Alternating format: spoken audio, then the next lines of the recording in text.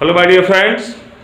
Myself, Alimuddin Sheikh Qadri, and my YouTube channel is Alimuddin Sheikh Qadri. My dear students, my coaching classes is Qadri Coaching Classes. Myself, Alimuddin Sheikh Qadri. Today, I have told to you a model test paper or model unit test paper. My dear friend, this one is the second unit test, not be a first. You have already taken the second unit exam or second unit test. So according to this view, our second unit test, in which chapters have simply be come in your test paper. First of all, I want to discuss class 9th students. So my dear students, all of you have seen the lesson, those who are belongs in second unit test for class 9th.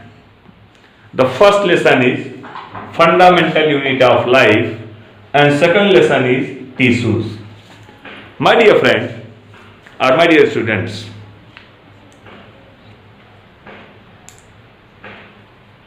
simply today we are discussing here. Already I have teaches you in the class 9th fundamental unit of life. The fundamental unit of life. जीवन की मौलिक इकाई, कोशिका जीवन की एक मौलिक इकाई है. जीवन की मौलिक इकाई, फंडामेंटल यूनिट ऑफ लाइफ, जीवन की मौलिक इकाई. The fundamental unit of life, जीवन की मौलिक इकाई. तो जीवन की मूलभूत इकाई क्या है? Cell. So already I have told to you so many types of questions are put out to you. According to this YouTube channel, today I have given to a model paper. First of all, you have seen or listened to a few questions. For just as like who discovered cell, in which year, who discovered microorganisms, who discovered microscope, who discovered compound microscope, what is cell, what are cell organelles, give the few name of cell organelles, give the few name of cell organelles. So according to this view, my dear students, मैंने इसके पहले जो question rise किया था आपसे, मैंने पूछा था व्हाट इज सेल, सेल क्या है, कोशिका क्या है. तो उसमें ढेर सारे स्टूडेंट्स ने ये आंसर दिया था. Cell is the structure and functional unit of life. जबकि मैंने इतनी छोटी डिफिनेशन आपको नहीं बताया था. क्लास 6 7th की डिफिनेशन मैंने नहीं बताया था. मैंने आपको बताया था cell is the unit of biological activity, delimited semi permeable membrane and capable of free from other living system, is self reproductive. कोशिका जैविक क्रियाओं की इकाई तो है. कोशिका जैविक क्रियाओं की इकाई है जो अर्धपारगम्य झिल्ली द्वारा घिरी होती है. अगर इसे किसी जीवित तंतुओं से रहित कर दिया जाए तो यह स्वतः जनन कर सकती है. So my dear friends, already you have seen this view and fundamental unit of life. So as like many questions are arising you. Give the structure and function. Give the structure and function of mitochondria, or give the simple meaning of Golgi body. Who discovered Golgi body? What is the function of Golgi body? What is the function of ribosome? So as like dry well level diagram of animal cell, dry well level diagram of plant cell, dry well level diagram of inner structure of mitochondria. So my dear friends, my dear students, so as like many questions are put out to you. आपसे इस विषय में ढेर सारे ऐसे question पूछे जा सकते हैं। तो मैं जो जितने क्वेश्चन को मैं आपको बता रहा हूं, ये मॉडल पेपर दे रहा हूं आपको इतने बेसिक पॉइंट की जानकारी आपको फंडामेंटल यूनिट ऑफ लाइफ में करनी है कि कोशिका की खोज किसने किया, किस सन में किया गया और किस साइंटिस्ट ने किया।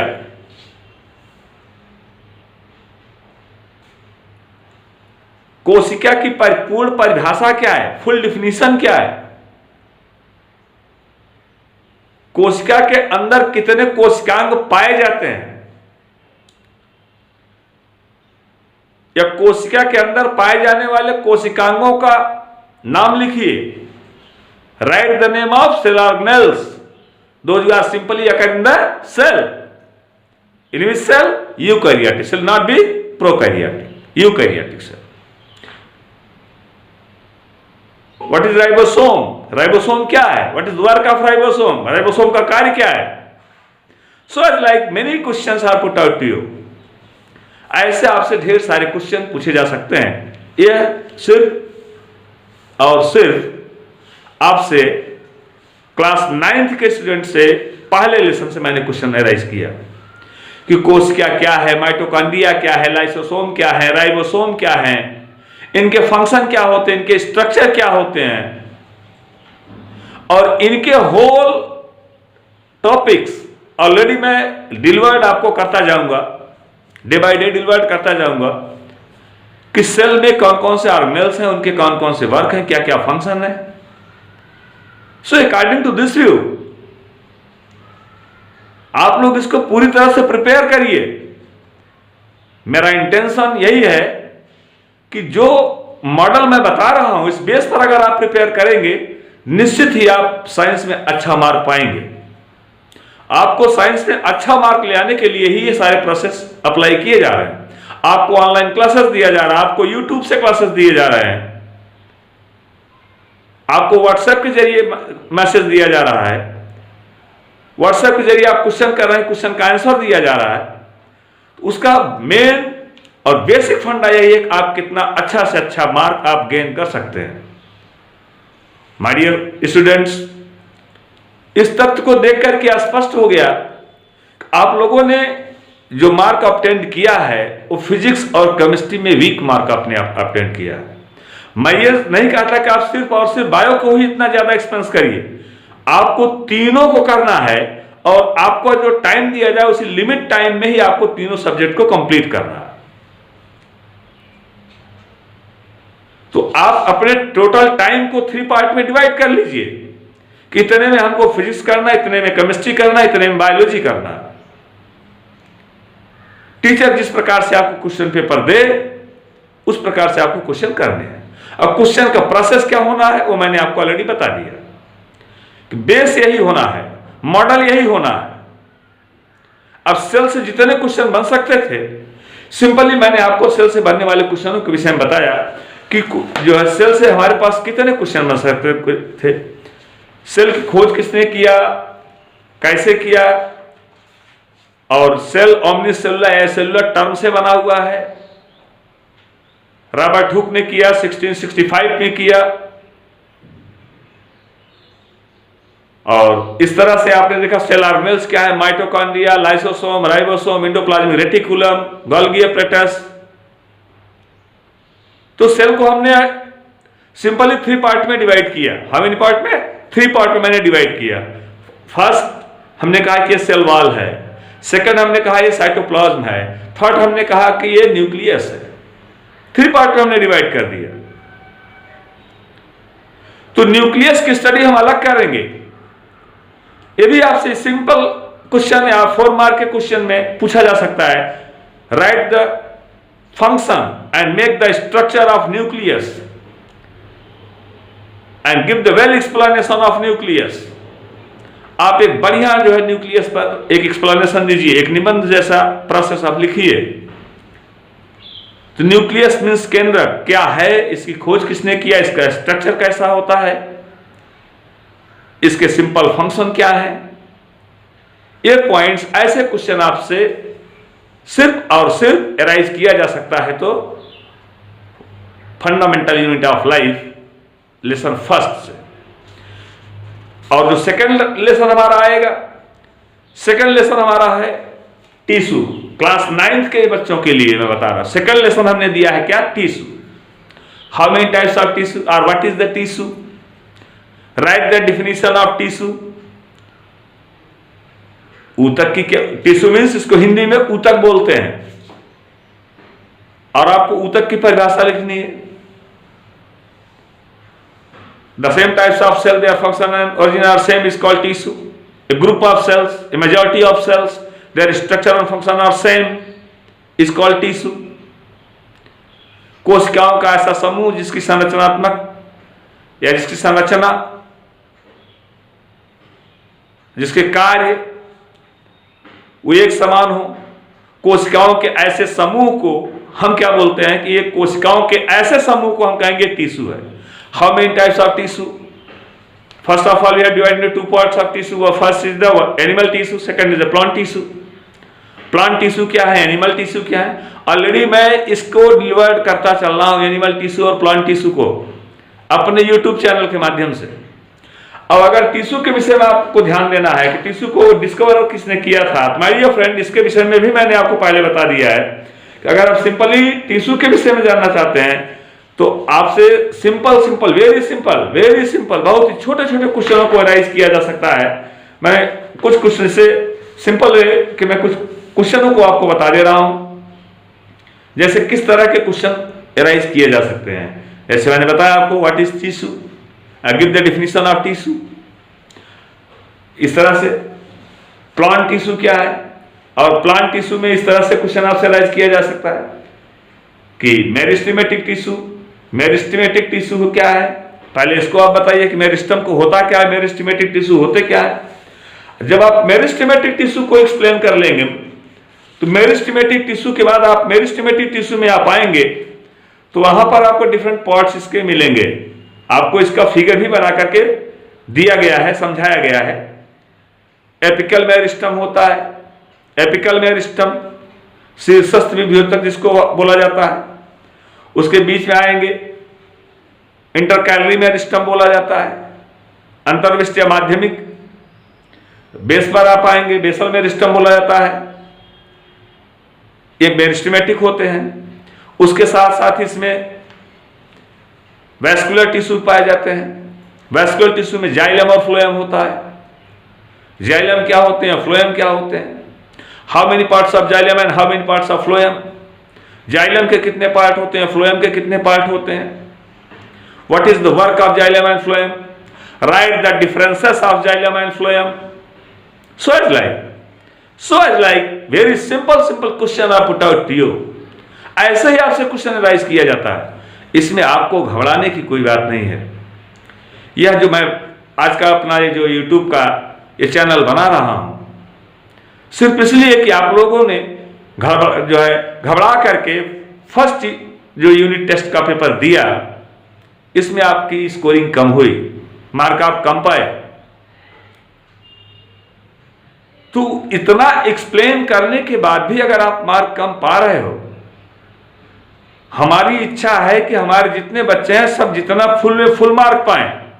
अगर आपका 2 मार्क 3 मार्क 4 मार्क लेस हो रहा है तो क्यों और कहां से लेस हो रहा है, 40 मार्क का दिया जा रहा है तो कम से कम आप 35 एबव जाओ, 35-40 के बीच में आप रहो, तो ये माना जाएगा कि सारे बच्चों ने स्टडी किया, पढ़ा है अच्छे ढंग से। क्योंकि आपको ऑनलाइन भी पढ़ाया गया है, सिंपल वे भी बताया गया है। इसके बाद भी अगर कहीं से आपकी समझ में कोई क्वेश्चन नहीं आ रहा है तो मैंने बार बार आपसे कहा है आप उस क्वेश्चन को मेरे व्हाट्सएप नंबर पर सेंड करिए, मैं उसका आंसर आपको या तो बता करके दूंगा, या तो फोटोग्राफी करके दूंगा, या फिर बुक से पेज वाइज बता करके दूंगा, आपको उसका आंसर मिलेगा। तो इस तरह से आपको स्टडी करना है। ये मैंने क्लास 9th के बच्चों के लिए बताया कि क्लास 9th के स्टूडेंट्स के लिए सिर्फ 2 लेसन दिए गए हैं, only 2 lessons. First the fundamental unit of life, and second tissue. Tissue क्या है मैंने बताया, प्लांट टिश्यू क्या है मैंने बताया, पार्ट ऑफ टिश्यू क्या है ये मैंने बताया। एक को हमने मेरिस्टम कहा, दूसरे को कह दिया कि परमानेंट टिश्यू है। My dear friend, permanent tissue में हमने देखा सिंपल परमानेंट टिश्यू होता है और कंपाउंड परमानेंट टिश्यू होता है। सिंपल परमानेंट टिश्यू में देखा गया कि जो फाइब्रिलस होते हैं, रेशे देने वाले, रेशेदार होते हैं, और दूसरा जो है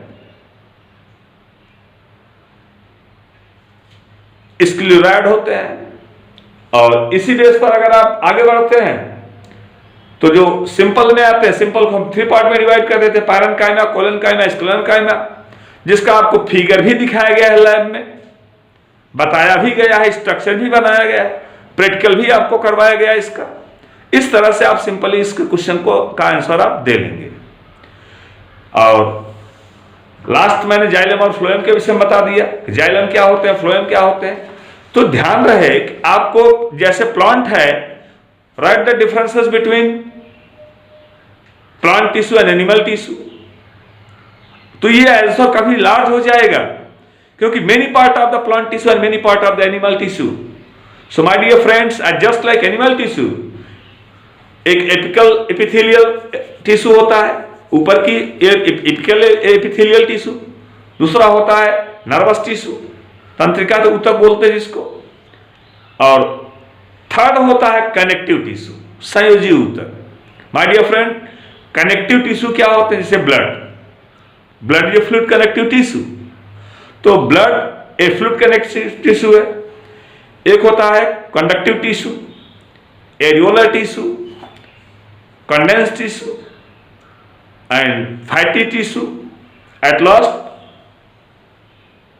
axial tissue or skeletal tissue. And skeletal tissue are divided into 2 parts. One is the bone, other is the cartilage. एक बोन होता है, दूसरा उपास्थि होता है। एक हड्डी होती है, दूसरी उपास्थि होती है। एक अस्थि होती है, दूसरी उपास्थि होती है। एक बोन होता है, दूसरा कार्टिलेज होता है। जैसे यहां पर बोन पाई जा रही है और यहां पर कार्टिलेज पाया जा रहा है, कान के पिन्ना पर यहां पर कार्टिलेज पाया जा रहा है। तो कार्टिलेज में सिंपली बेंड होने की कंडीशन होती है, but bones they have not be simply bend. Cartilage hard है, कार्टिलेज सॉफ्ट है, कार्टिलेज सॉफ्ट है और बोन हार्ड है। इस तरह से आपने ये डिस्टर्ब जो है सिंपल डिफरेंस आपने देखा। ये सिंपल डिफरेंसेस जो आपको दिखाई दिए, ये टिश्यू के विषय मैंने बताया, प्लांट टिश्यू के विषय में और एनिमल टिश्यू के विषय में। Apical epithelial, cuboidal epithelial, striated epithelial, और इस तरह से आपने देखा कि सिलिएटेड एपिथेलियल, सिलिएटेड ऐसे एपिथेलियल टिश्यू जिसके ऊपर सीलिया पाया जाता हो, अर्थात से सीलिया लाइक स्ट्रक्चर से आपने पैरामीशियम में सीलिया देखा, ये सिलिएटेड एपिथेलियम हो जाते हैं। एंड ग्लैंडुलर एपिथेलियल, ग्रंथिल ऊतक, ये आपके एपिथेलियल टिश्यू के पार्ट हो गए। इस तरह से मैंने दोनों आपको बता दिया, एपिथेलियल टिश्यू के पार्ट भी बता दिया और मस्कुलर टिश्यू के पार्ट भी बता दिया, और जाकर के नर्वस टिश्यू के पार्ट मैंने बता दिया।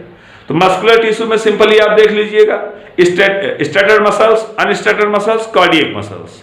How many types of muscular tissue? There are 3 types of muscular tissue. Cardiac muscles, cardiac हृदय पेशी, इसको कार्डियक जो हार्ट में पाई जा रही, स्ट्रैटेड, अनस्ट्रैटेड, रेखित, अरेखित, स्ट्रैटेड, रेखित, अनस्ट्रैटेड, अरेखित। इनके फिगर भी आपको बताए गए, समझाए गए, लैब में आपको दिखाया गया इसका फिगर क्या होता है। तो इस तरह से ये सिंपल क्वेश्चन है जिसको आपसे क्वेश्चन अराइज किया जा सकता है। तो इस तरह से मैं क्लास 9th के स्टूडेंट्स के लिए टॉपिक और पॉइंट्स मैंने बताया आपको, समझाया आपको। अब आइए थोड़ा सा डिस्कस कर लेते हैं क्लास 10th के स्टूडेंट्स के लिए। My dear friends, class 10th के स्टूडेंट्स इस बात का ध्यान दें, बहुत ही वीक परसेंट आया क्लास 10th के स्टूडेंट्स का। रीजन, अब आपने पढ़ा नहीं, इसलिए कि मैंने बताया कि मुझे पहली बार जो कॉपी चेक करने को मिली तो उसमें मुझे यही लगा कि आप लोगों ने पढ़ा नहीं है। क्वेश्चन कुछ और पूछ रहा है, आंसर कहीं और आप दे रहे हो, ऐसा नहीं है। क्लास 10th के सिर्फ 2 लेसन इस बार दिया जा रहा है और उस दोनों लेसन को मैं खुद दे रहा हूं, और दोनों लेसन हैं लाइफ प्रोसेस एंड हेरिडिटी, जिसको हम कहते हैं जैव प्रक्रम और आनुवंशिकता। जैव प्रक्रम क्या होता है my dear friends, life process क्या होते हैं? लाइफ प्रोसेस की सिंपल मीनिंग जैव प्रक्रम। अब ये जैव प्रक्रम में क्या चलता है, इसमें भी आप देखें, ध्यान से देखेंगे जैव प्रक्रम में क्या होता है। इसमें हम जैव प्रक्रम वास्तव में है क्या, what our life process means, चाहे जो जीव सक्रिय अवस्था में है अथवा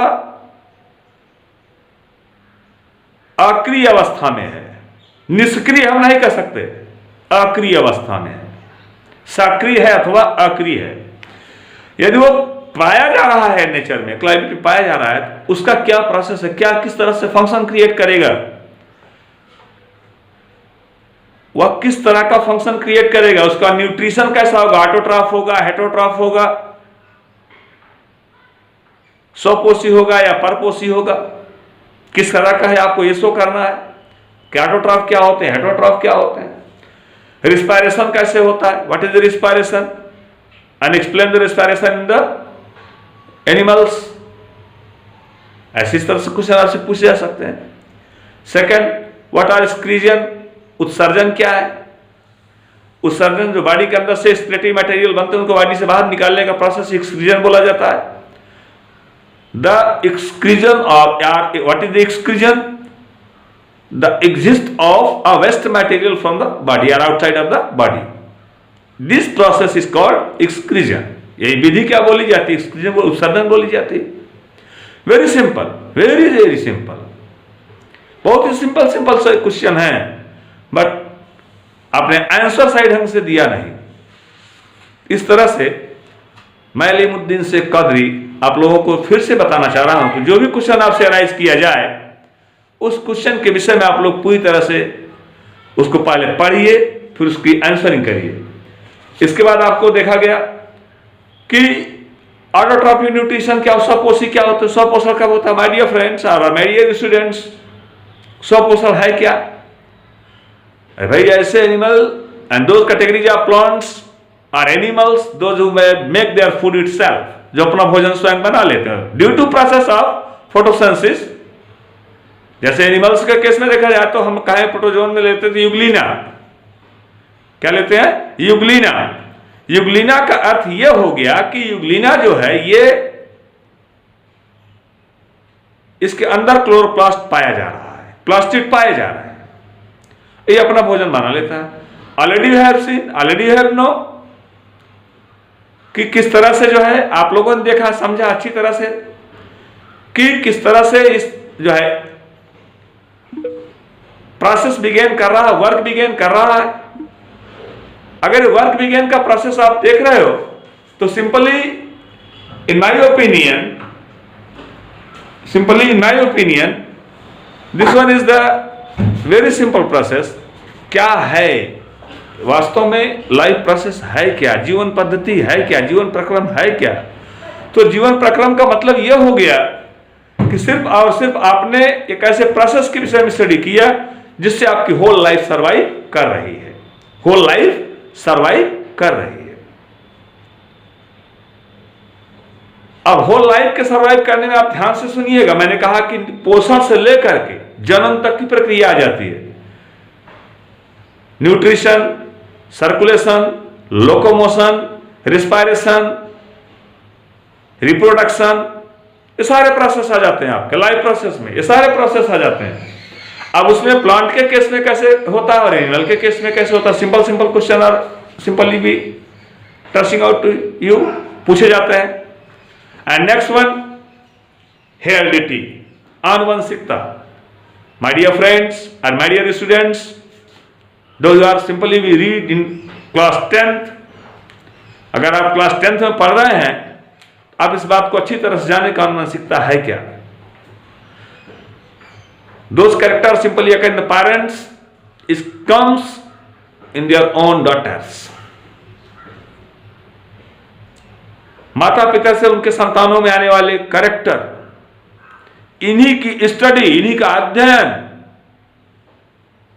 ही आनुवंशिकी कहलाता है। आनुवंशिकता बोला जाता है इसको। आनुवंशिकी विज्ञान की शाखा है। A branch of science is deals the parental character have create or simply be going on in their daughters. उनकी संतानों में जाते हैं। माता पिता के गुण उनकी संतानों में जाते हैं। किस तरह से जाते हैं ये देखा आपने। और इसमें हेरिडिटी के केस में आप लोगों को ग्रेगर जॉन मेंडल ने बताया। लॉ ऑफ डोमिनेंस प्लांट के लिए आप देख रहे हैं, law of dominance, law of segregation और law of purity in gametes. Third, law of independent assortment. क्या क्या रूल बताए गए आपको। प्रभाविता का नियम क्या, लॉ ऑफ डोमिनेंस क्या है। मैंने टॉल प्लांट और डॉर्फ प्लांट को लेकर के क्रॉस करा दिया तो इसमें टॉल प्लांट जो है डोमिनेंस है। फर्स्ट जनरेशन ने डोमिनेंस कैरेक्टर शो किया। अब दूसरा आ रहा है लॉ ऑफ सिग्रीगेशन और law of purity in gametes. युग्मकों की शुद्धता का नियम क्या है। तो 1:2:1 और 3:1। जीनोटिपिक और फिनोटिपिक दोनों रेशियो आते हैं। किसमें फिनोटिपिक रेशियो आएगा, जीनोटिपिक भी रेशियो आएगा। तो दोनों रेशियो कब और कितना से किस प्रकार से आते हैं ये भी आपको स्टडी करना है। और एट लास्ट आपने देखा कि इसमें लॉ ऑफ इंडिपेंडेंट असॉर्टमेंट, स्वतंत्र अभ्यूहन का नियम। माय डियर फ्रेंड, इसमें सिंपल सा रेशियो आपने देखा कि डाई हाइब्रिड क्रॉस है। कौन सा क्रॉस है, डाई हाइब्रिड क्रॉस है, द्विसंकर क्रॉस है। इसमें दो कैरेक्टर को लेकर के तब क्रॉस कराया जाता है, capital Y, capital Y, capital R, capital R, जिसको हमने कहा कि round and yellow, green and wrinkled. तो round and yellow, green and wrinkled ये सीड में लिया गया। एक सीड के मैंने दो कैरेक्टर को एक साथ लिया, राउंड एंड येलो और रिंकल एंड ग्रीन, गोल और पीला, हरा और झुर्रीदार, ये दोनों अलग अलग सीड ले लिया। मैंने सीड ही लिया है दोनों का और लेकर के हमने क्रॉस करा दिया। अब इसका जो सिंपल सा रेशियो आया 9:3:3:1, इसका फिनोटिपिक रेशियो है। इसका ये फिनोटिपिक रेशियो है, बाह्यकारकी के आधार पर लक्षण प्रदर्शित कर रहे हैं। तो ये लॉ ऑफ डोमिनेंस क्या है, लॉ ऑफ सिग्रीगेशन क्या है, law of purity in gametes, युग्मकों की शुद्धता का नियम क्या है, लॉ ऑफ इंडिपेंडेंट असॉर्टमेंट, स्वतंत्र अभ्यूहन का नियम क्या है, जिसमें आपने 9:3:1 को स्टडी किया। इस तरह से आप इस क्वेश्चनों को सिंपली, बहुत ही साधारण रूप से अपने अध्ययन के लिए स्टडी करते हैं। ऐसे ही सिंपल से क्वेश्चन आपसे अराइज किए जाएंगे। तो my dear friends, myself Alimuddin Shaikh Qadri, आज मैं अपने यूट्यूब चैनल अलीमुद्दीन शेख कादरी के माध्यम से सिर्फ आपको बायोलॉजी का सिलेबस दे रहा हूं और नेक्स्ट डे हमारा फिजिक्स का होगा, नेक्स्ट डे केमिस्ट्री का होगा। रेगुलर 3 डे हमें आपको फिजिक्स, केमिस्ट्री, बायो तीनों का सिलेबस आपको देंगे और तीनों के सिंपल से क्वेश्चन आपको बताएंगे। तो जिन लोगों ने, मैंने कहा था 9th और 10th के बच्चों से कि अब इसके जिन लोगों ने अभी अब तक मेरे चैनल को सब्सक्राइब ना किया हो वो लोग मेरे चैनल को सब्सक्राइब करेंगे। मेरा चैनल है अलीमुद्दीन शेख कादरी और उसे शेयर कर दीजिए। जैसे क्लास 10 के बच्चों ने अगर नहीं सब्सक्राइब किया, कम सब्सक्राइब किए हैं, तो अगले बच्चों को शेयर कर दें कि इस तरह के क्वेश्चन उनसे पूछे जा सकते हैं और जो है इस तरह से उनका प्रिपरेशन होना चाहिए। तो आप अगर इस दूसरे को शेयर करेंगे तो जो बच्चों की नहीं नॉलेज है अभी तक, जो कम नंबर पाए हुए हैं, जिनका लो मार्क है, they have simply be got to the high mark, निश्चित ही वे अधिक नंबर पाएंगे। तो इसी के साथ मैं अलीमुद्दीन शेख कादरी अपने YouTube चैनल अलीमुद्दीन शेख कादरी के साथ आपसे विदा लेता हूं और इस बात के साथ कि जिन लोगों ने मेरे चैनल को अभी तक लाइक सब्सक्राइब ना किया हो तो मेरे चैनल को सब्सक्राइब करेंगे, लाइक करेंगे, शेयर करेंगे और इस तरह से आप लोग जो है और पूरी तरह से आप लोग इसको ध्यान में रखेंगे। और आज इस मकर संक्रांति के सुअवसर पर हम आप सभी को एक बार मकर संक्रांति की हार्दिक शुभकामना देते हैं और इसी के साथ मैं अपने टॉपिक को यहीं पर समाप्त करता हूं। Thank you.